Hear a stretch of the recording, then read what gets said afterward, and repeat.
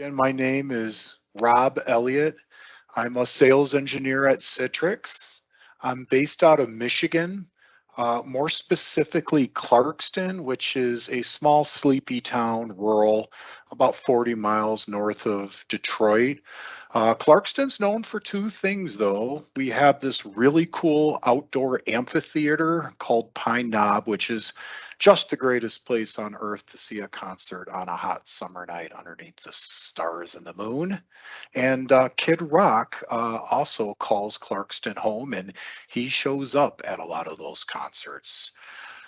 So today we're going to talk about Citrix Secure Internet Access. We're going to spend the next hour, and I'll call it SIA for short, just for the ease of that. And I love the tagline, protecting your business from itself.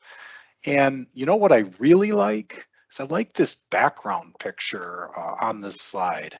And I think I can use it to make a good analogy that explains what SIA is, right up front.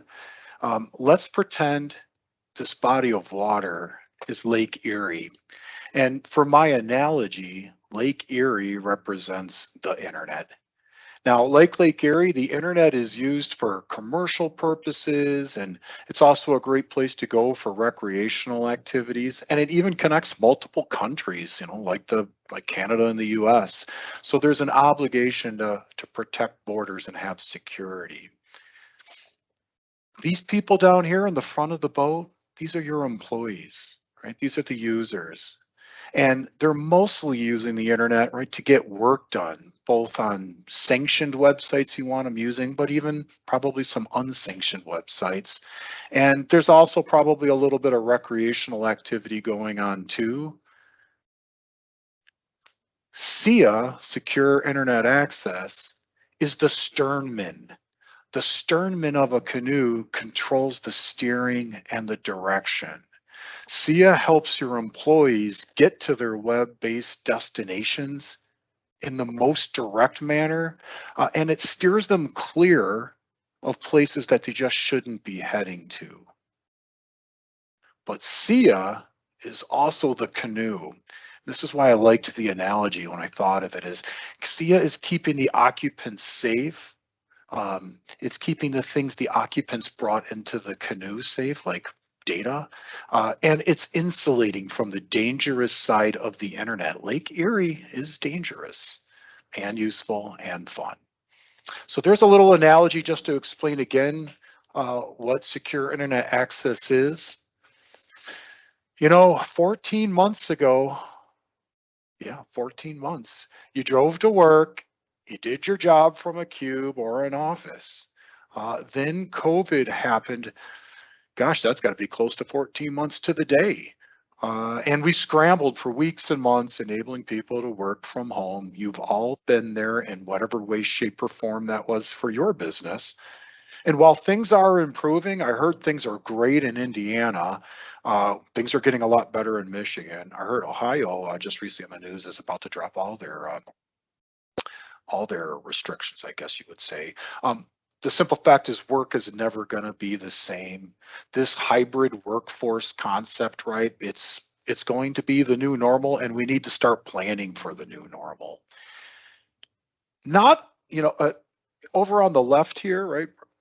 Apps have moved to the cloud and SaaS, and I think COVID accelerated that a lot, where so many apps now that we use to get our jobs done or do our functions are web-based. But not all apps have gone web-based. I know because I talk to my customers like yourselves every day. But the shift to cloud and SaaS is undeniable, and it's still happening. The pace is ever increasing. And it's creating problems like backhauling.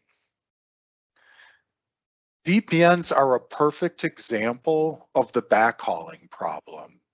Look, modern commercial websites like Concur, there's not some single web server someplace in the world, right, that everybody's going to, right? The content is spread out for all the areas that it will be used by people in those proximities. And that technology that they use, like a Concur, is really good at steering the traffic, right, based on where you are.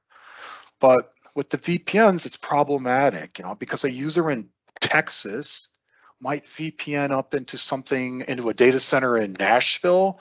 And so when they go to Concur, now they're coming out that internet egress, and maybe the nearest Concur web server is in Chicago. And this creates, right, a problem of performance and inefficiency. VPNs they're legacy tech for legacy needs, or they're really not built for this new normal, this new hybrid workforce. Here's what my customers are saying about VPNs.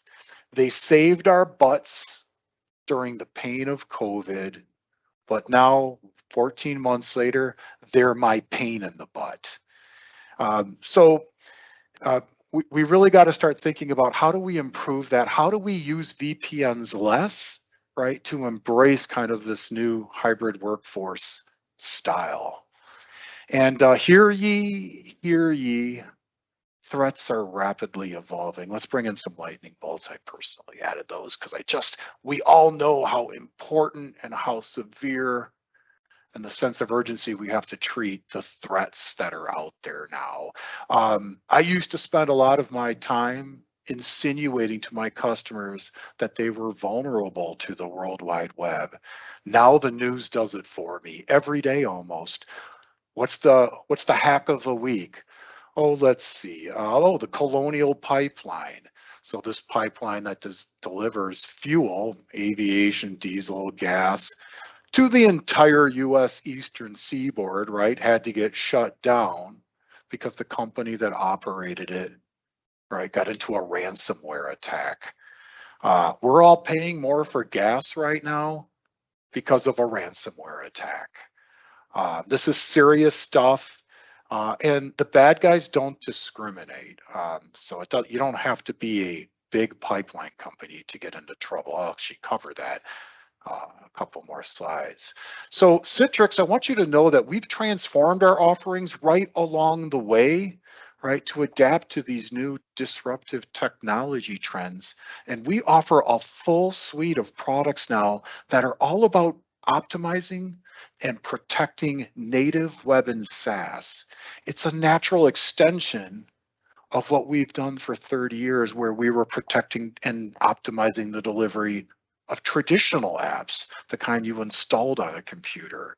This was a very easy pivot for us. We saw it, and we saw the shift many, many years ago pre-COVID, and have been building our portfolio ever since. And SIA is just the newest piece to that.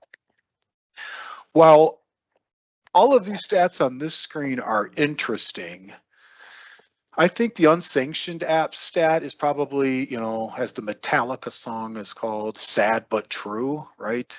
37% of users, right, are using apps on a corporate laptop that they shouldn't be.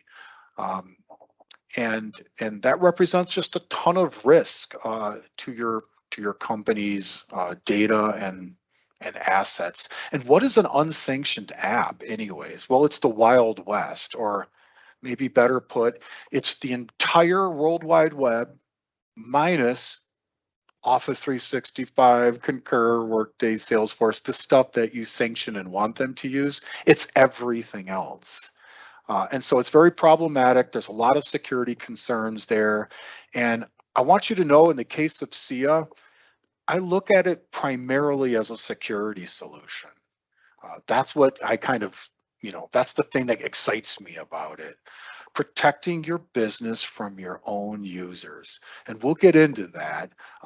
But it really represents a better way, because it also streamlines the connectivity and unpredictable challenges with networks in general. So it's this concept that when you have something that's a better way, it solves a primary challenge really well, but comes with ancillary benefits along with it, just by the nature of it being a better way. I talked to 3 customers last year that were compromised. 3 of my 30, now that I think about it. So 10% of my customers last year were compromised. Small regional hospital system, park supplier to the RV industry, and third one was financial. Again, the bad guys do not discriminate. And when I asked these three customers how bad it was when they were compromised, each one said basically the same thing. They couldn't talk about it, which indirectly to me answered the question. It was bad. Just think about it. Let's use the example of Colonial Pipeline. The downtime when that pipeline just came to a stop. I don't know if the ransomware stopped it or if they had to stop it because of the concern of the ransomware, but it stopped. Imagine your business and whatever you do, the widget you make, and the assembly lines come to a screeching halt. I have no issue spreading fear here and uncertainty and doubt about your security posture because it's such a reality today. And then it's the loss of revenue that happens right along with it. Back to Colonial Pipeline, we say measures in thousands of dollars per hour in this slide, probably hundreds of thousands, if not millions of hours or dollars when you're feeding all the fuel for the entire eastern seaboard of the US. And I just saw yesterday, I think it was around 5:30, I got a news article that said the Colonial Pipeline was fully back up. That took 6.5 days. Think about the hit your brand takes, let alone the fact that you're losing money and your shareholder value might be dropping. Just the brand hit. And even though they're back up and sending fuel now, and our gas prices will hopefully start to go down. I'm sure behind the scenes, right, they're still doing a lot of mitigation on all their computer systems. Maybe they turn the pipeline on manually. It's a lengthy, I've witnessed this talking with my customers, it's a lengthy, demanding, costly affair. So what costs more? Proactive security up front or reactive damage control after? Don't worry, you don't have to answer that. We all know the answer. Okay, so listen, I'm 5 slides into this presentation and I probably haven't told you anything you don't already know. The risks are out there. The world has changed. The technology needs are different, right? VPNs were fantastic up front, but so many of my customers now are trying to get off of them and modernize. And maybe you have some form of legacy internet browsing control today. That's really kind of what we're talking about is protecting, right, internet browsing. I first just wanted to show you how easy it is to access and set up secure internet access. It's just so different from kind of the old mindset of, you bring something into a rack and mount it and everything passes through that thing and you have to update it and manage it. This is now just as simple with our SIA as going to citrix.cloud.com, logging in with two-factor. We enforce strong authentication to Citrix Cloud. And then if you subscribed or you're in a trial of secure internet access, you'll see it appear as one of your tiles. And you just simply click on Manage. All right, and then you're in a management page for it. That's web-based, simply laid out. And there's really 3 sections to our, 3 overall sections to secure internet access. There's this dashboard view where we're just showing you everything that's going on. What are your users searching for? What websites are the most popular? What are our concerns right now? How much bandwidth are you using? Where's the traffic flowing? So a nice heads up moving dashboard. We have a configuration section, which is really the screen on the right side that you're seeing. And of course, then there's an administrative section to dictate who gets access to administer SIA. This is a cloud service, so it really is as easy as 1, 2, 3 to get it set up. I mean, all we have to think about is, well, how do we get the devices themselves, your corporate laptops, iPhones, thin clients, Macs and Chromebooks, and how do we get these things to send their internet traffic to secure internet access?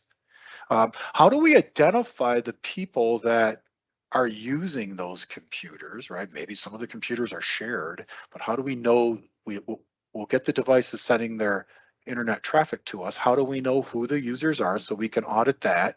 And then just putting down policies of, well, what can you do? What can't you do? What do we have concern about? What do we want to track? What do we want to control? And all of that. So it really is as easy as 1, 2, 3.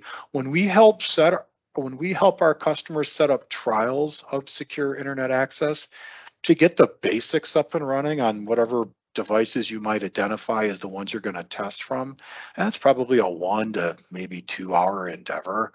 All right, think about it. We used to talk about days for doing things where we're setting up technology to show how we can protect the internet traffic. Now it's down to just an hour or 2.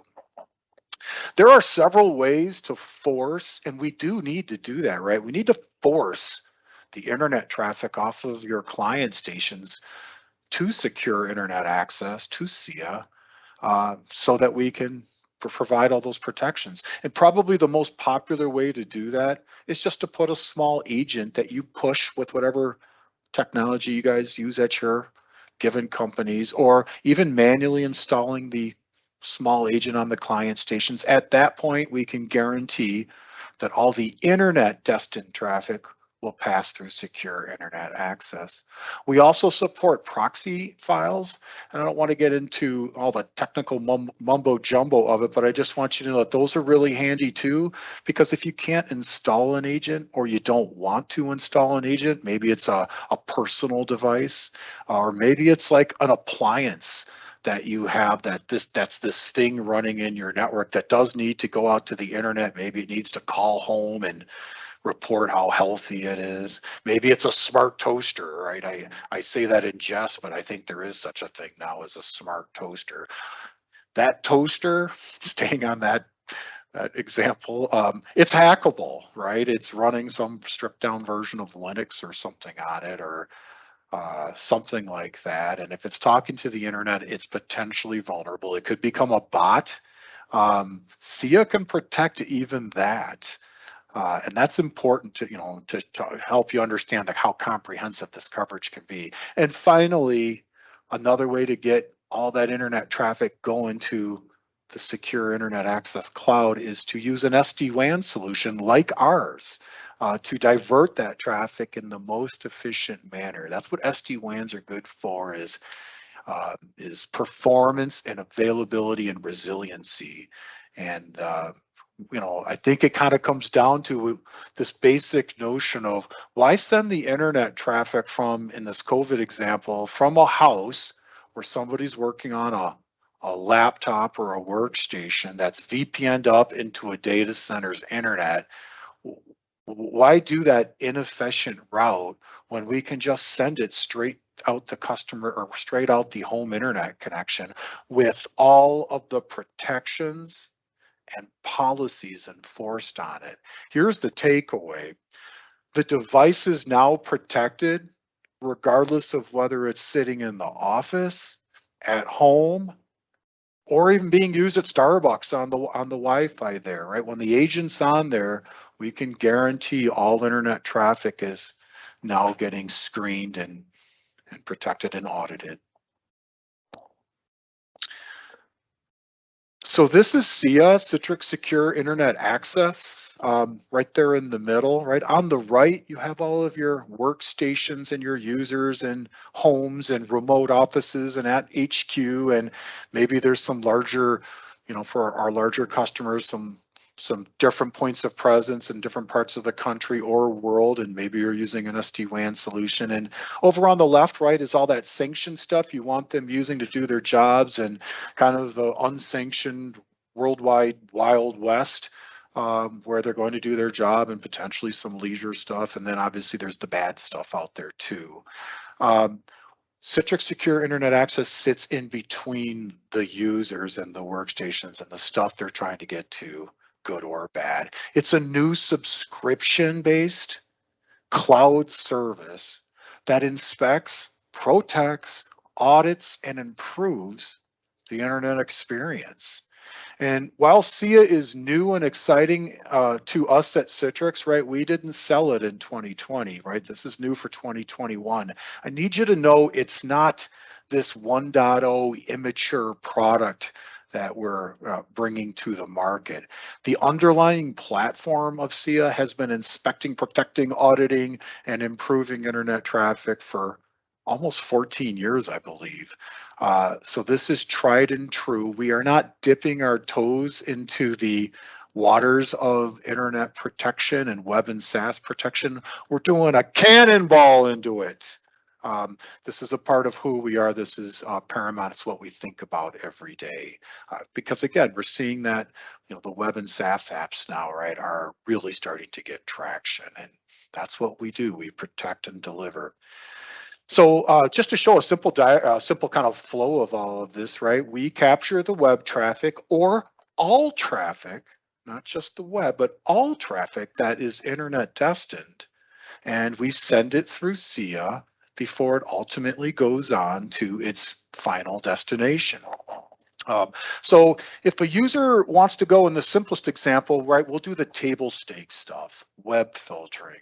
If a user wants to go to a site that's involved or that's gambling related, you probably don't want them going there. That's not a good use of their time during business hours on a business device.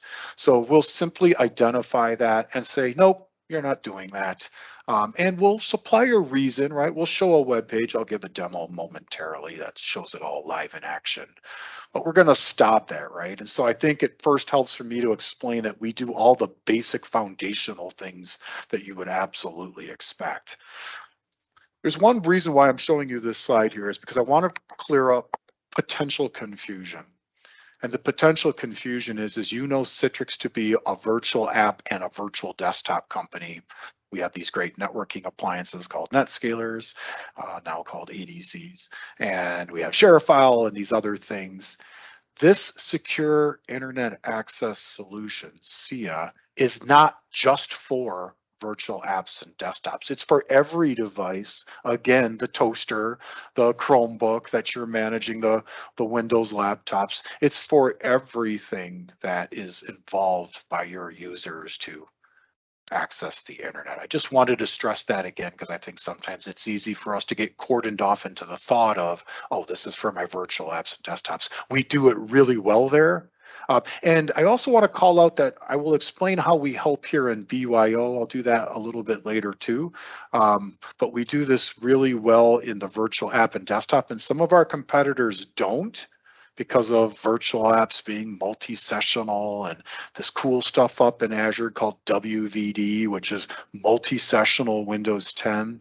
That's trickier when you have more than one user on a single Windows operating system to identify them correctly for internet screening. Yeah, we have that completely covered. We do it all well.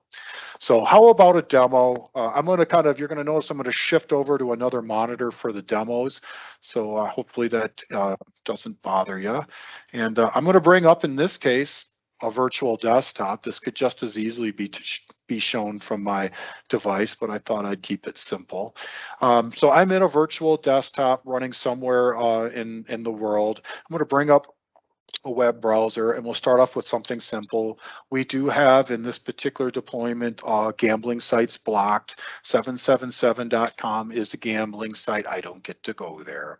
So we show a screen. It's very straightforward. Hey, we're blocking this. Here's why we're blocking this. And I want you to know that this page that shows for blocked access is customizable.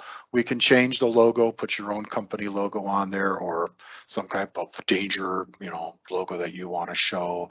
You can change the text so it's more meaningful for your users in terms of how your internet policies are, and the information that's being provided. So it doesn't just stop there, right? We're not just blocking 777, right? I'm sure in Indiana you guys have a lottery system, right? Who doesn't? The Hoosier Lottery. So, should I be able to get to Hoosier Lottery, right? It's really not gambling. I'm not going to spend all day on it. Yeah, we're going to block it. It's gambling, right? I just want to establish that we know what all the gambling sites are. We have all of those categories pre-understood. For you, it's just like, check, I don't want gambling. Check, I don't want this. But there's always exceptions, right? I'm using gambling here as an example, but there's always exceptions. Somebody in some department for some reason is going to need to have access. By the way, before I even show that, we also have an option here to say, no, you may not go there, but you can request right now with a link on this page that says, I would like temporary access to it. I have a reason. We'll get an approval from whoever's delegated to be approving of that. And if they respond quickly, you're going to be able to get back into it or get to it for a temporary period of time. But of course, we can have exceptions. So poker.com is obviously a gambling website, but in this case, right, we're allowing it. All I want to stress here is that this is a powerful policy engine. So I'm sure if you could think about how it worked, at first said, nope, you can't go to poker.com. It's a part of gambling. But a second policy, right, then was evaluated that says, well, Rob can, or poker.com is allowed, or something even more contextual, like, well, since Rob was going to be giving this demo on Thursday from his house, I will allow it to happen for those conditions. So very powerful policy engine. I think you guys kind of understand that concept. It's table stakes, right? So let me show you some other stuff that we can do. So imagine, and listen, this happens, you know it, and I know it. Corporate data, right, ends up on consumer-based file sharing solutions. Mega IO, which I've typed in this navigation bar, is just that. It's a place to upload, download cloud-based storage. And when it leaves your company's file servers and such, and it's company assets, right, you've lost it forever. So when I go to Mega IO, right, the classic stance here is to block it all together, right? You just can't do that. We're going to stop it. Well, we can actually take the intent, which was I want to upload something that's corporate related, and actually steer it to really where they should be using it.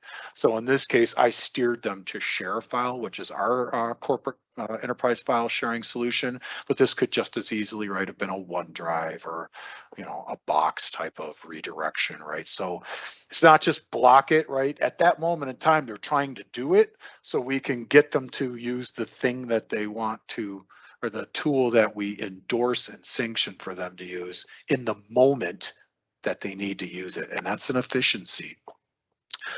Hey, so let me show you something, again, kind of table stakes, right? Let me show you something that's a little bit more differentiating with Citrix.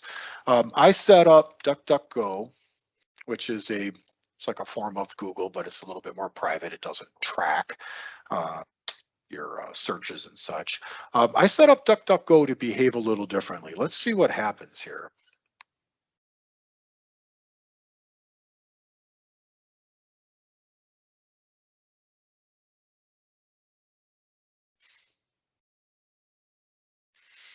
All right, so, well, okay, I'm on DuckDuckGo. All right, and and of course, at this point, right, I could bounce out and do things and whatever, types of stuff that I may go to, I can do that. To me, right, it's just a normal web experience. Well, here's the deal. Let's think of DuckDuckGo as being unsanctioned, right? I just used it as an example, but for stuff that you're worried about, for the stuff that there's the sanctioned stuff that you're not worried about, and then there's a lot of stuff that there's the stuff you don't want users going to, and then there's a lot of gray area. We have a really cool capability where we can divert all of that gray area to our secure browser service.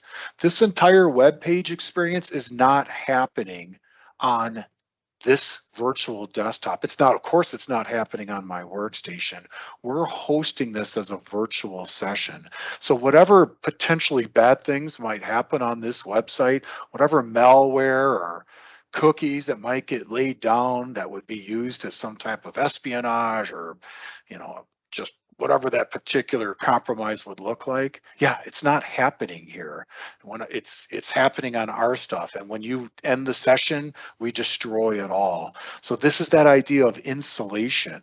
When I just naturally navigate to some other site like Yahoo, right, at that point, right, I can be right back into normal browsing on a site that maybe was sanctioned. I just picked Yahoo out of the clear blue. But at that point, I'm off of the secure browser service. So we can come onto it and come off of it as needed. So I'm going to move out of this demo now and just kind of go back to some content.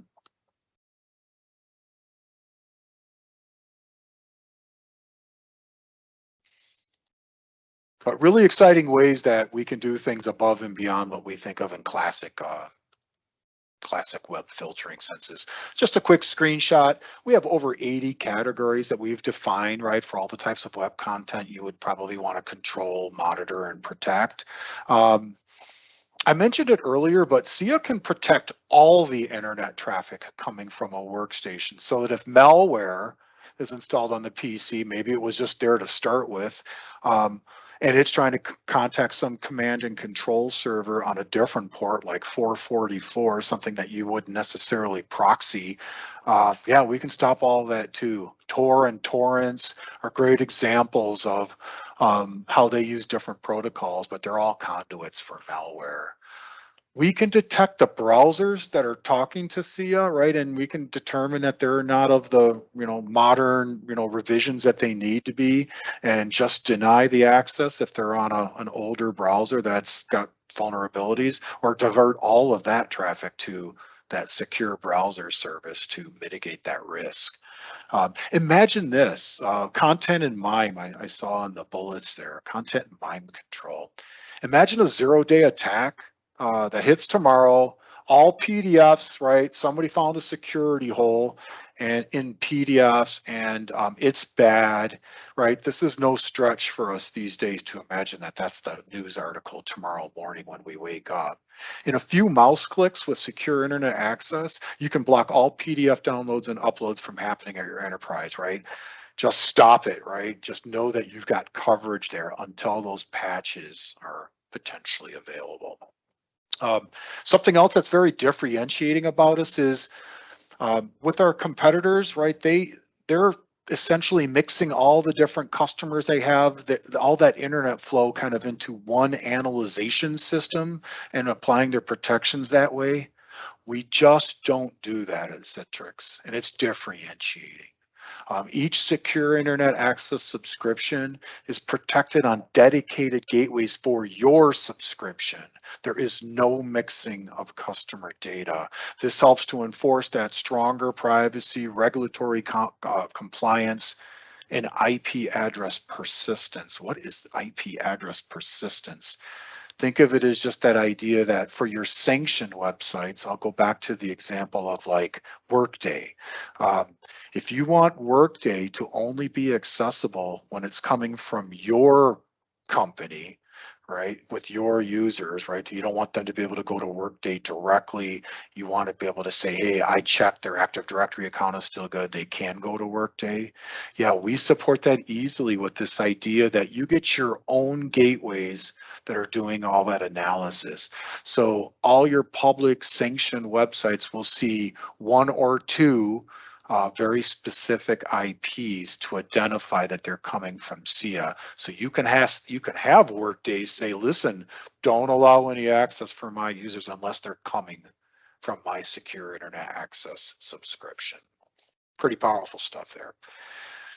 Okay, so we're going to do a little Jeopardy now. Okay, can I buy a vowel? I'd like to buy an A. Can I buy an E? Oh, there's an E too. Hey, I'm ready to solve this puzzle. Sassy. Sorry to put you through that corny little thing, but I'm introducing something new here, yet another acronym in the technology world, but a pretty important one by all definitions today. Sassy is not a product. Sassy is not a technology or specific thing. It's something that Gartner defined, stands for Secure Access Service Edge. Here's what Sassy is, and I'll explain why it's important.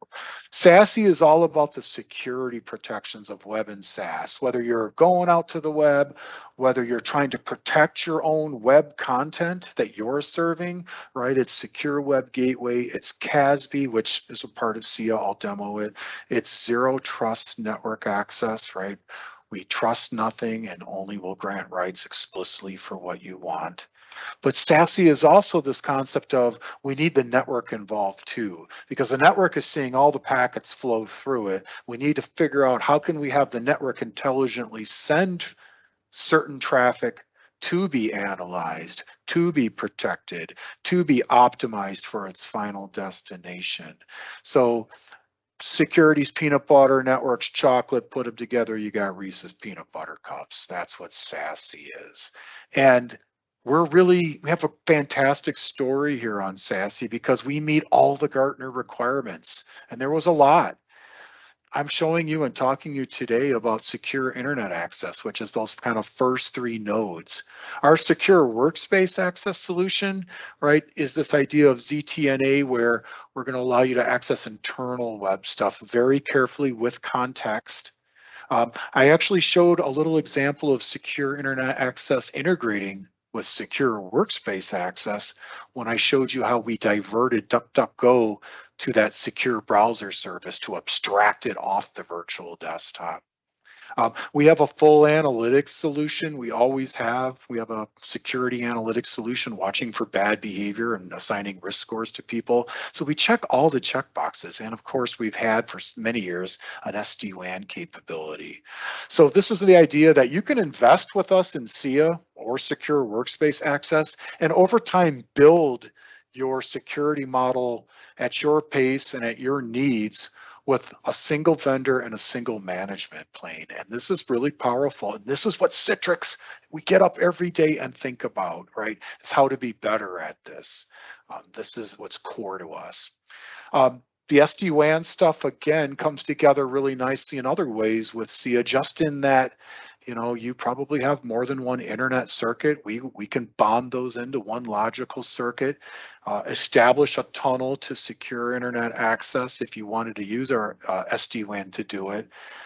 Just a couple of clicks will get the tunnels up, right? We have integration points, and we can have backup secure internet access subscriptions, right, in case something took out something in an Amazon or Azure section that our SIA was running in, and we needed it to divert, right? Yep, that's SD-WAN would be great. So it's adding resiliency and performance, because it's not just about if the primary link is up, and if it's not, fall back to the backup. We'll use both links to get the packets there as fast as possible for the fastest internet experience, and just overall consistent day in and day in performance.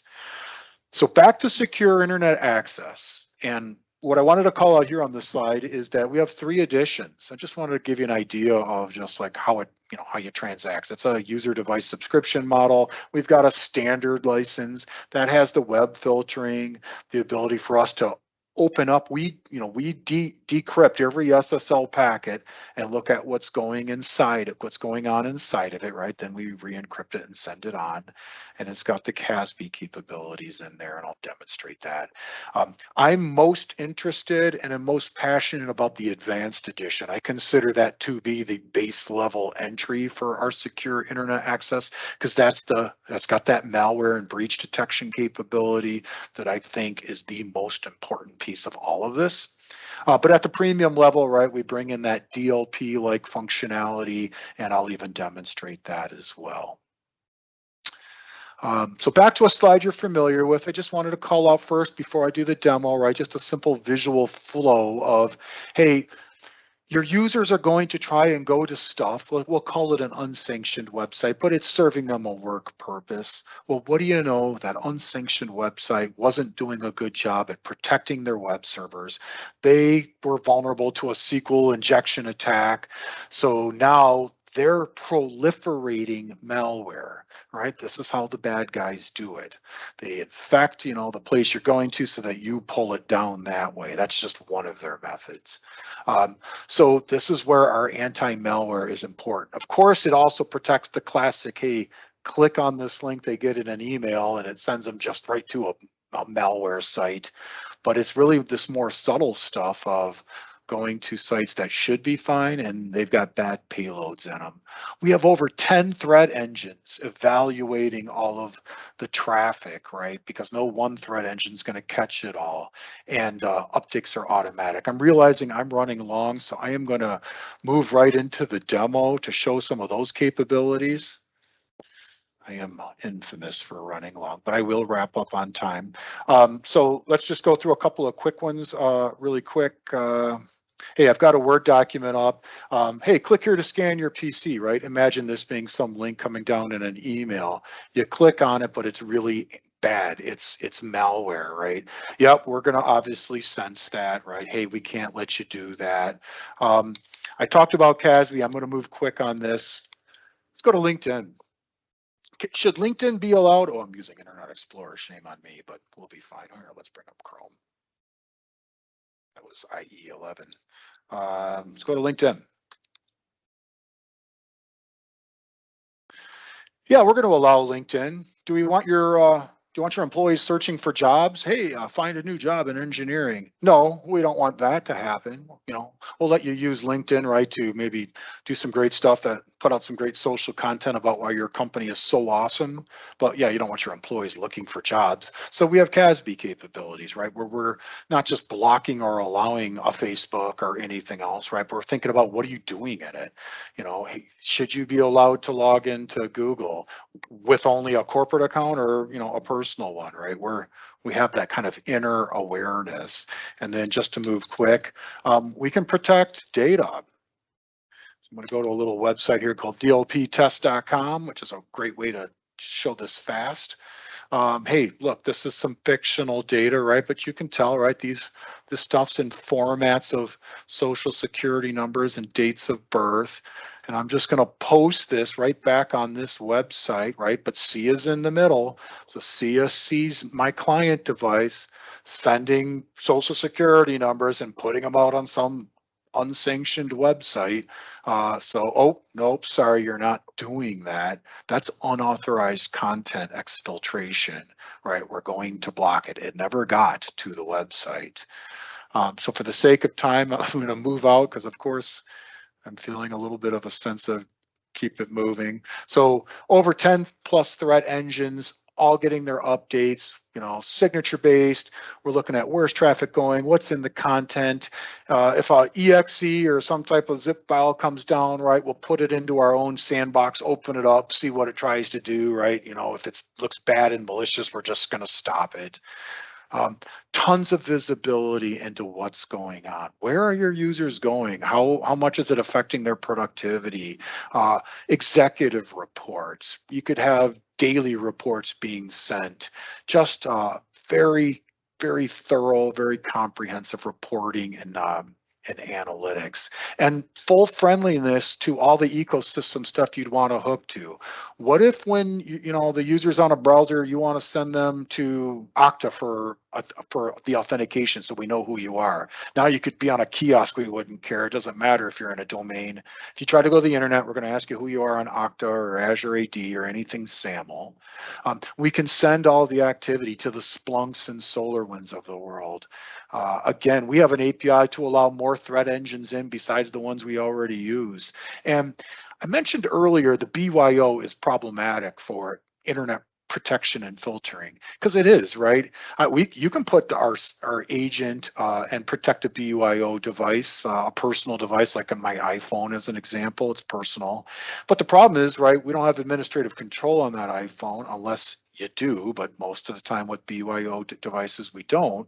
So they could stop that agent, go to some place that they shouldn't be going to, get their phone infected, turn it back on. What was the point of having SIA on that if they do that? That's always the problem with BYO devices, right? Is they don't want you seeing where they're going, and you don't have control to guarantee 100% protection. Well, we have a really easy answer for that, and that's just that you can use our workspace to come into that virtual desktop like I showed, where we can protect and look for keyloggers and screen scrapers on that personal device. That we can do. And then you do all of your internet browsing from a virtual desktop where it's consistent and safe. And now you're allowing the users to use virtual or personal devices, but the risk is gone because all the internet screening is happening up in the virtual desktop. I mentioned it earlier, right? Secure internet access is about protecting the worldwide Wild West and all that potential scary stuff out there. But we have a whole nother solution that allows you to securely present your internal stuff and to to protect your websites that are public facing. We're really good at that. Whoops. Why that popped up. Yeah, so again, we're a great solution for the modern workforce where we can divert traffic to the remote, from the remote branches, from the remote users, yet manage it all consistently from the cloud, where we have coverage over everything, both virtual and native devices, and we can grow as your needs grow. Do you pick up a line of business in Mexico and now you need to protect a bunch of users and workstations in Mexico? Great. We can stand up a SIA subscription in that locale so that they don't have to come all the way back up to the US and back down to Mexico to access some resource that's being served out of Mexico. So just a nice summary screen. We do web gateway, firewall, CASB, malware, DLP, we sandbox. I showed demos on many parts of that. Here's the, we'll call this the closing side. This is my last slide. See how we're doing on time. Oh, I'm doing really good. So listen, this is how it all summarizes.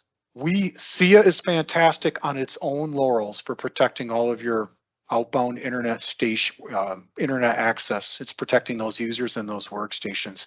But we have a complete story here for the inbound stuff to protect your internet public facing assets. So we have the full Sassy story. Everything about our products, all of our product line is served as a service optionally. Some stuff is only as a service, but all of our product line can be consumed as a service, and it all starts with citrix.cloud.com. We got cloud credibility. We own cloud.com. That's a single pane of glass, single point of entry for all the administration and where all the integrations come together easily. We're talking about improving performance of the internet, single pass, not multi-tenant, just sending traffic directly to where it needs to get to instead of hairpinning it through these legacy VPNs. We have 100 points of presence around the world to address wherever your users and workstations might be. Again, the better privacy and scaling capabilities with the way we're architected, and again, we're cracking open every SSL packet so we can see what they're searching for in Google. And if you don't want them searching for handguns, yeah, we can stop them just because they searched on handguns. And just an overall better experience, right? Gartner rates us #1 for our network and SD-WAN capabilities.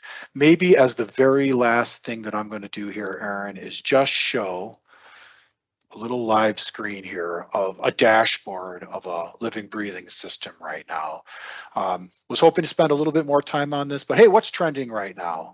Oh, people are searching on Outlook whether Chronos, God of Time, okay, floor planner, Cyclone, portable drill stands. Yeah, interesting.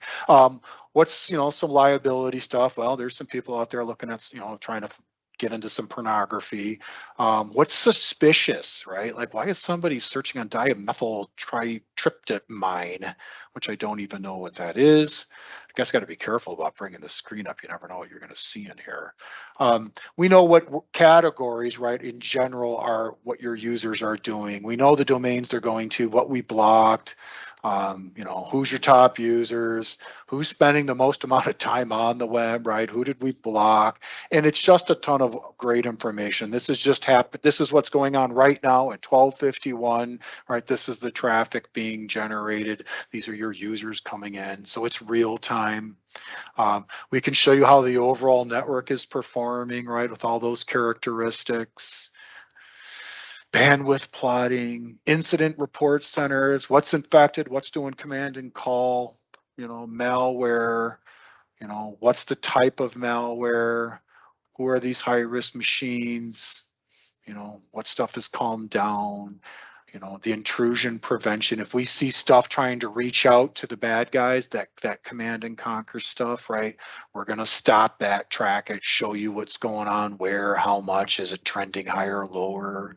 So, and then like data loss, right? Just the idea of keeping your data protected. It's not a full DLP solution by the definition of DLP, but it's, you know, it takes a village, right? SIA is one of those really important. It's the mayor of the village, or it's the firefighter of the village, or the police officer of the village.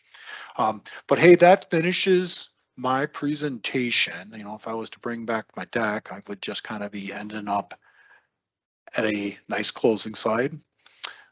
So thank you for allowing me all of that time. I did not allow anybody to ask any questions. Nobody interrupted me.